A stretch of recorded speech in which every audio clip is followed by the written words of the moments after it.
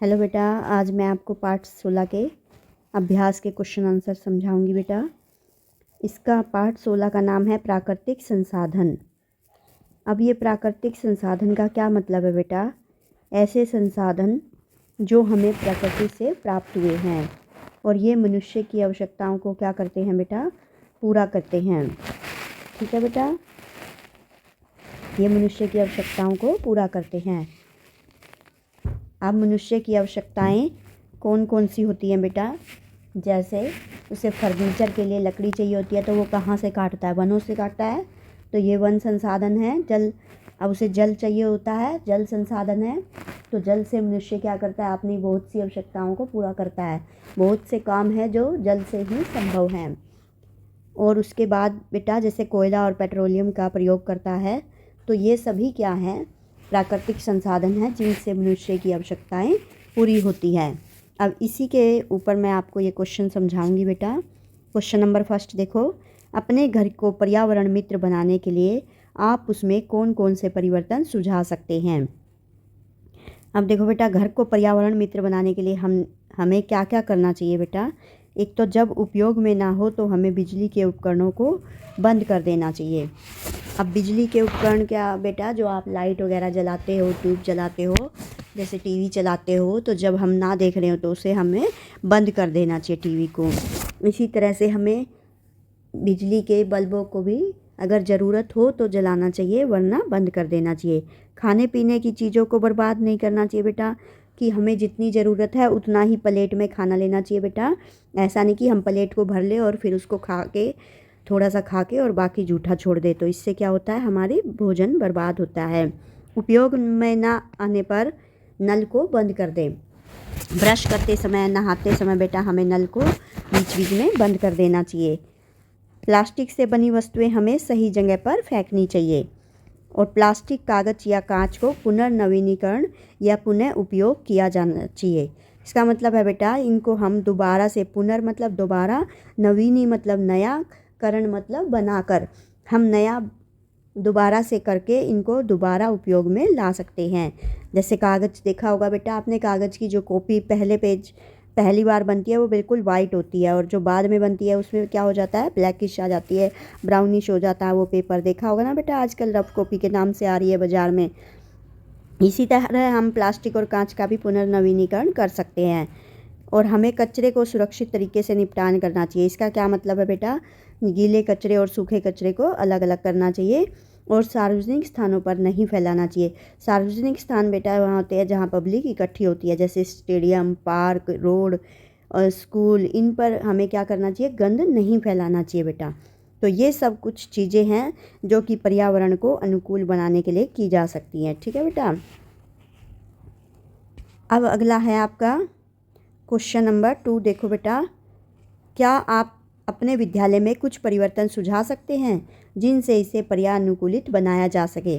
अब जो बातें बेटा हमने घर में करनी है वही स्कूल में है, ज़रूरत वही है। देखो, आवश्यकता ना होने पर लाइट और पंखे बंद करके बिजली की बचत की जा सकती है। उपयोग में ना होने पर नल को बंद कर दें।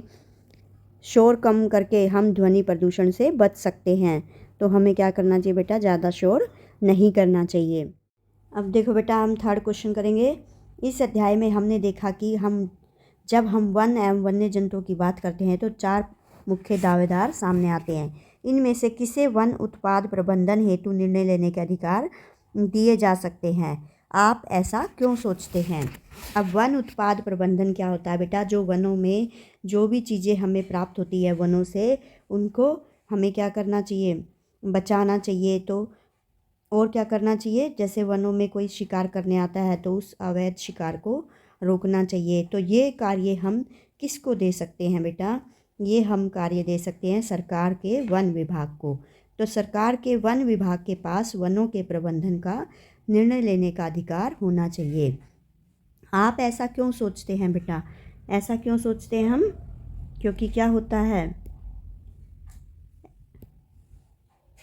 ऐसा इसलिए होता है क्योंकि वन विभाग वन भूमि की देखभाल करता है और जंगल को किसी भी नुकसान से बचाने के लिए सदैव तत्पर रहता है। जो वहाँ के कर्मचारी होते हैं बेटा, वो क्या करते हैं? वहाँ पर कोई भी शिकार करने आएगा उसको रोकते हैं, कोई पेड़ काटने आएगा उसको भी रोकते हैं।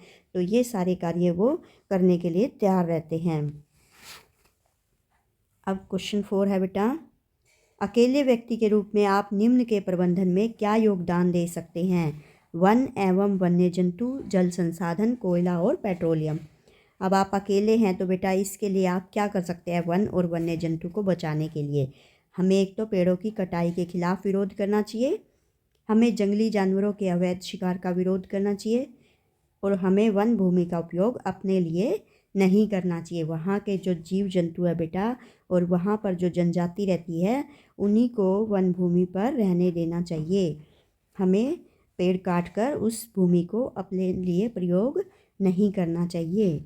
अब जल संसाधन के बारे में हम क्या कर सकते हैं बेटा? ब्रश करते समय या नहाते समय अनावश्यक नल को ना चलाएं। जब ज़रूरत हो बेटा तभी नल को चलाएं, अगर ज़रूरत नहीं है तो उसे बंद कर देना चाहिए। हमें वर्षा जल संचयन का प्रयास करना चाहिए। जो वर्षा का पानी आता है बेटा उसको इकट्ठा करना चाहिए। उसके लिए हमें क्या करना चाहिए? बड़े बड़े टैंक बनाने चाहिए, गड्ढे बनाने चाहिए, ताकि वर्षा आए तो उसमें पानी इकट्ठा हो जाए और उसका बाद में हम प्रयोग कर सकें। हमें नदियों और अन्य जल क्षेत्रों में गंदगी और कचरे के निर्वहन से बचना चाहिए।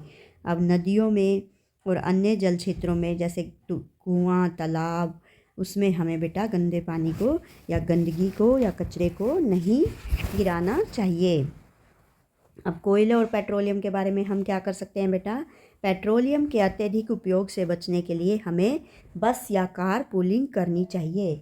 हमें कोयले का उपयोग ईंधन के रूप में करना बंद कर देना चाहिए। हमें ऊर्जा के वैकल्पिक स्रोतों जैसे कि हाइड्रो ऊर्जा और सौर ऊर्जा का उपयोग करना चाहिए। आजकल देख रहे हो बेटा आप, सौर ऊर्जा का उपयोग हम कैसे करते हैं? बड़े बड़े सोलर पैनल घर पे लगा दिए जाते हैं, उनसे बिजली पैदा होती है और उसी बिजली का हम उपयोग करते हैं। अब देखो बेटा क्वेश्चन नंबर 5 है, अकेले व्यक्ति के रूप में आप विभिन्न प्राकृतिक उत्पादों की खपत कम करने के लिए क्या कर सकते हैं? प्राकृतिक संसाधन होते हैं बेटा जैसे पानी, जंगल, कोयला, पेट्रोलियम आदि मानव के अस्तित्व के लिए महत्वपूर्ण है। ये अभी आप पता ही है आपको बेटा, पानी कितना ज़रूरी है आपके लिए। जंगल से आपको बहुत सारी चीज़ें मिलती है, लकड़ी, जड़ी बूटियाँ, दवाइयाँ बनती है ना बेटा। फिर वहाँ के जो पेड़ होते हैं उनसे, पेड़ पौधों से। कोयला, पेट्रोलियम, कोयले से क्या होता है बेटा? उसे हम ईंधन के रूप में भी प्रयोग करते हैं, रेलगाड़ियों में भी प्रयोग करते हैं। और पेट्रोलियम का प्रयोग हम अपने वाहनों के लिए करते हैं बेटा।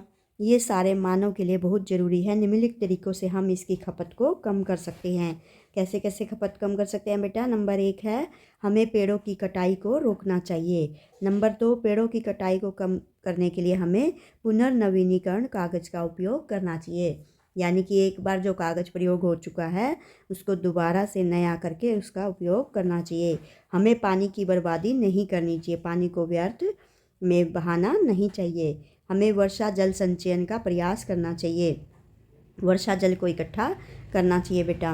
हमें पेट्रोलियम के अत्यधिक उपयोग से बचने के लिए कार पूलिंग करनी चाहिए।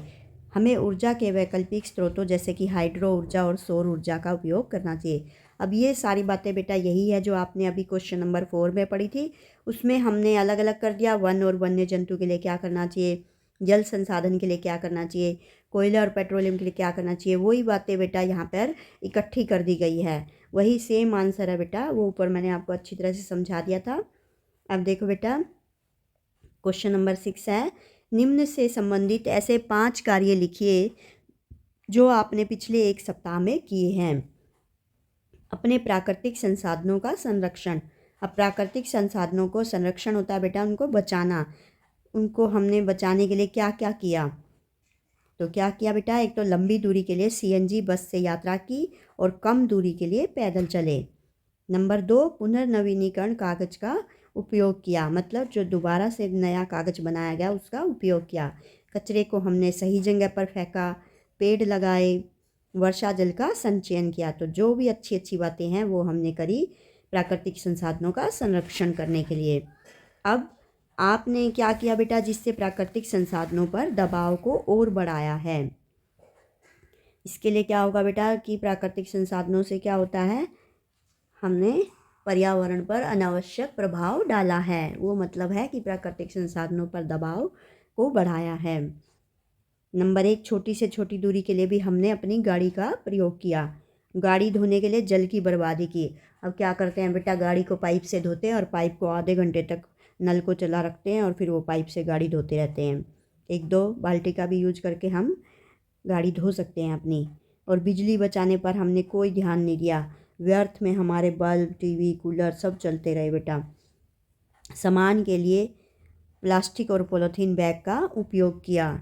हमें पॉलीथीन बैग का प्रयोग नहीं करना चाहिए ना बेटा, कम से कम उसका उपयोग करना चाहिए। और एस्केलेटर का उपयोग किया। एस्केलेटर देखते हो बेटा, जो मेट्रो में लगा होता है। हम अब वैसे भी सीढ़ियों से जा सकते हैं, लेकिन हम उसका यूज करते हैं, अब उसमें भी बिजली का प्रयोग होता है बेटा। तो इस तरह हम बिजली को वेस्ट कर रहे हैं। अब देखो बेटा, क्वेश्चन नंबर 7 है आपका। इस अध्याय में उठाई गई समस्याओं के आधार पर आप अपनी जीवन शैली में क्या परिवर्तन लाना चाहोगे या चाहेंगे, जिससे हमारे संसाधनों के संपोषण को प्रोत्साहन मिल सके, जिससे हमारे जो साधन है बेटा, प्राकृतिक संसाधन है, उनको हम बचा सकें। तो क्या करना चाहिए बेटा, हमें वही बातें जो अभी बताई हैं ऊपर, जो भी अच्छी बातें हैं वो सारी बातें इसमें फिर से लिख देंगे बेटा हम। पेड़ों को काटना कम करें या बिल्कुल बंद करें। वृक्षारोपण करें। वृक्षारोपण करें मतलब बेटा ज़्यादा से ज़्यादा पेड़ लगाएं हम। और माल ढोने के लिए प्लास्टिक और पॉलीथीन बैग का उपयोग बंद कर दें। पुनर्नवीनीकरण कागज़ का उपयोग करें। जैव निम्नीकरणीय और अजैव निम्नीकरणीय कचरे को अलग अलग डब्बे में फेंकें बेटा, वही है सूखा और गीला कचरा जो है उनको अलग अलग करें हम। वर्षा जल संचयन का प्रयास करें और वर्षा के जल को इकट्ठा करें। कम दूरी के लिए वाहनों के उपयोग से बचें।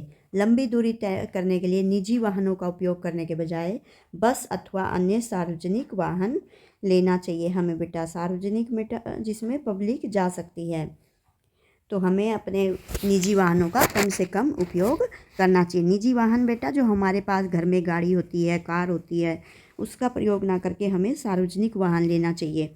जैसे हमारे पास आरटीवी होती है, बस होती है ना। अब अगला है बेटा, उपयोग में ना होने पर बिजली के उपकरणों को बंद कर देना चाहिए। सीढ़ियों का प्रयोग करें और लिफ्ट के उपयोग से बचे, एस्केलेटर के उपयोग से बचे बेटा। सर्दियों के दौरान हीटर का उपयोग करने से बचने के लिए हमें एक अतिरिक्त स्वेटर पहन लेनी चाहिए, यानी कि स्वेटर ज़्यादा पहन लो बेटा और हीटर का उपयोग ना करो, तो इससे भी हम बिजली को बचा सकते हैं। ओके बेटा, बाय बाय। नेक्स्ट वीडियो में आपकी सुदेश मैडम आपसे फिर से मिलेगी बेटा, बाय।